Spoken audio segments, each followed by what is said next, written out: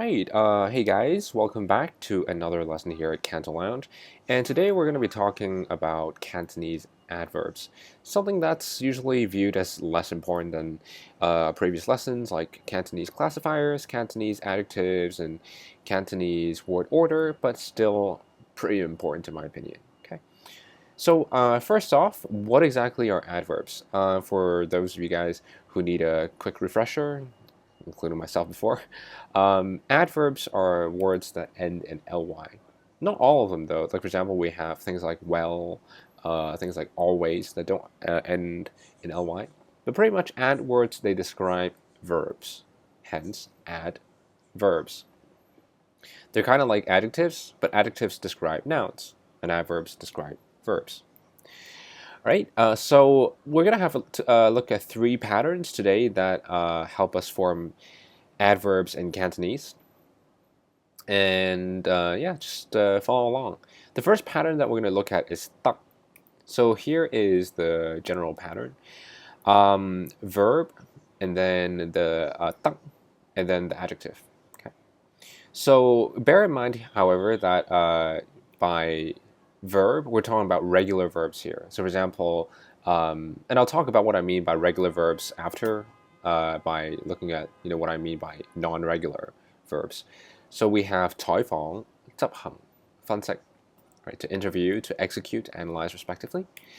And we have an alternative pattern for verbs that are quote-unquote irregular, but I'm going to really talk about irregular verbs. We're talking about verbs that have a verb-object construct. So they're made up of a verb and an object component. And so you can add that at the beginning of the construct. Again, going back 2 slides, verb plus tak plus adjective. You can add the verb-object construction before that construction for this particular class of verbs. So what exactly are verb-object verbs? So we have things like 行路, 食嘢, and 做功課. So for example, 行路, 行 is to walk, and 路 is road. So you can actually separate that verb into the verb character, and then there's also the object character, right? And similarly for 食嘢 and 做功課, or in 做功課's case, we have 做 as the verb, and then 功課 as the object. This is in contrast, okay, with these regular verbs. You can't, for example, split apart 採訪. You can't. It has to be one unit. And so some people might be asking right now, well, how do you know which one is which? Unfortunately, you don't. You can try to simply split them up and see if they have an alternative meaning. But of course, as usual, if you can't do that, or if it's simply too cumbersome, you can always consult a native speaker. There's nothing wrong with asking. Okay, so let's have a look at one example. For example, you can say 佢講嘢講得好大聲. So in this case, 講嘢can be split up. So we can optionally include it at the beginning. So we can say 佢講嘢講得好大聲, or you can say 佢講得好大聲. Either is fine. Yeah. Alright, so that's the first pattern. Moving on to the second pattern. So the pattern number 2, we have 咁. Okay. So for example, we have this pattern here, adjective plus 咁 plus verb. So just to remember it, make it easier, all you have to remember is that it's the inverse order. So adjective and verb, they're swapped, and 咁 obviously replaces 得. So before we look into the example sentence we have here, I want to talk a little bit about the meaning of 咁. 咁 standalone actually has a couple of meanings. We're going to talk a little bit more about those meanings, but the relevant meaning here is like this, right? So essentially we're saying that adjective like this verb, or the verb is like the adjective. Adjective like this. Okay? So maybe that's a bit of information that you found helpful or interesting. So let's look at a quick example. So for example, we can say 佢好快咁食晒啲嘢. She quickly gobbled up everything. So 好快 adjective, 咁, and then 食晒啲嘢 would be the verb. Alright, so that was that. So pretty much at this point, if you have these two patterns down, that wasn't so bad, right? You pretty much have navigated through adverbs, right? And you can express a lot. because you can freely just swap in whatever adjective you feel like swapping in and just complement that and just make your sentences more interesting. However, I would like to throw one more pattern, which is day. Now this, I'm going to talk a little bit more about that. So let's have a look at the pattern first. So the pattern would be adjective, adjective day. But then this adjective here, we're talking about a single character. So it's a duplication of the character twice, plus day. However, some nuances. First off, it's not used as often. When it is used, it gives a bit of a refined feel to it. And second of all, there are sometimes pronunciation changes. This example doesn't have it, but sometimes you will have it. And you can't substitute any adjective in freely. This only works on some adjectives, so you kind of have to learn each one individually on a case-by-case basis. So, example, 隻狗偷偷地食咗啱啱擺喺枱面嗰條香腸. So the dog sneakily ate the sausage that we put on the table earlier. And so we see 偷偷地 doesn't actually change in terms of pronunciation here. But for example, if you have something like 輕輕地, so 輕 would be light. 輕輕地, the second character, when it's duplicated there, it changes.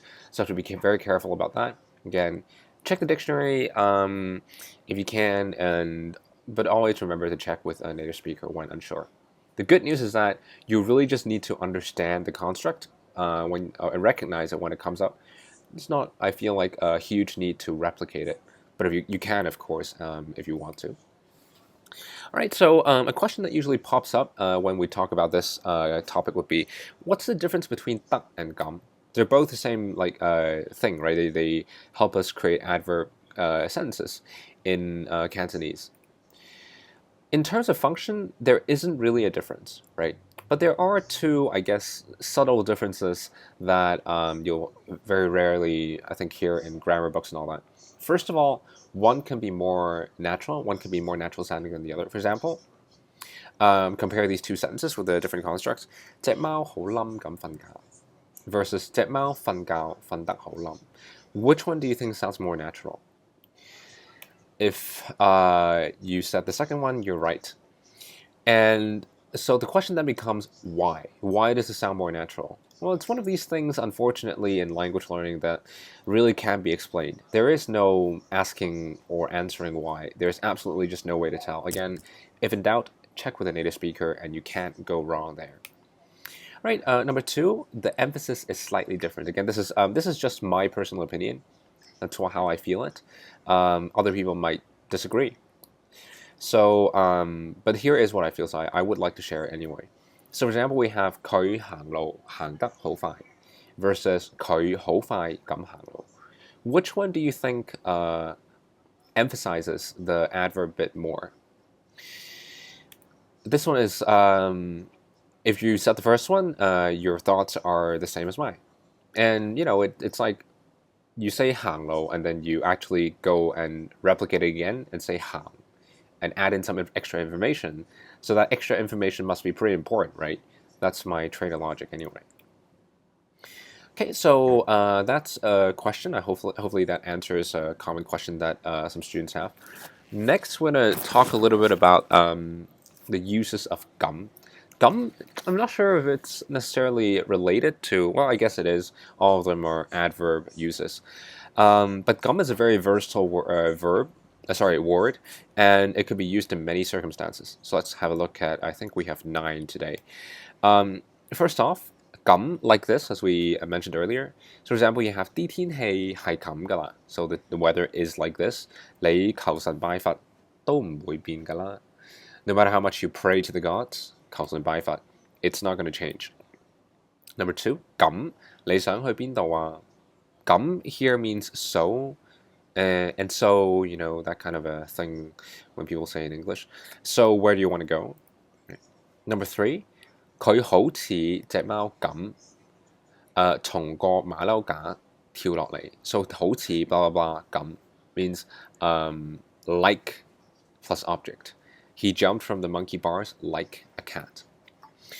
And we have 佢好似好嬲咁 next. 我都唔知點解. So 好似 plus adjective plus 咁.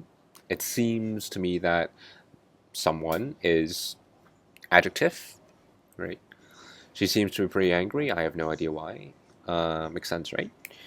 Moving on. 佢嬲成咁 or 佢嬲成咁講乜都聽唔入耳㗎啦. So when she is this angry, so something 成咁 to emphasize the extent to which something is nothing you say will get through to her. 聽唔入耳 is to get through someone. Doesn't enter the ear, literally, right? 你就咁企喺度就得㗎啦。就咁 like it means simply or just stand over there like that and it'll be okay. This is very often commonly used in when dishing out instructions. Moving on. 參觀博物館嗰陣咪亂咁跑，啲藝術品好珍貴㗎。亂咁 plus a verb. So 亂咁 means like you're doing something, like that there's an element of chaos there. Like for example, running amok here. When visiting the museum, do not run around, run amok, just run everywhere. The art pieces are very valuable. 佢喺度猛咁叫救命，但係冇人聽到佢嘅叫聲。So he kept on, 猛咁 means to keep on doing something. 佢猛咁叫救命。He kept on yelling help, but nobody heard his yells. Okay, very useful expression, I think. Moving on. 佢好似就嚟想嘔咁滯。So something 咁滯 means like to be on the verge of. It seems like he's on the verge of puking, right? So 嘔 is to puke, right? So as a matter of fact, we actually have more adverbs. In the blog post that accompanies the lesson that accompanies this video, or the video, the blog post that comes with this video, I've actually listed I think 21 more adverbs that don't actually fit into those patterns that we discussed earlier very nicely.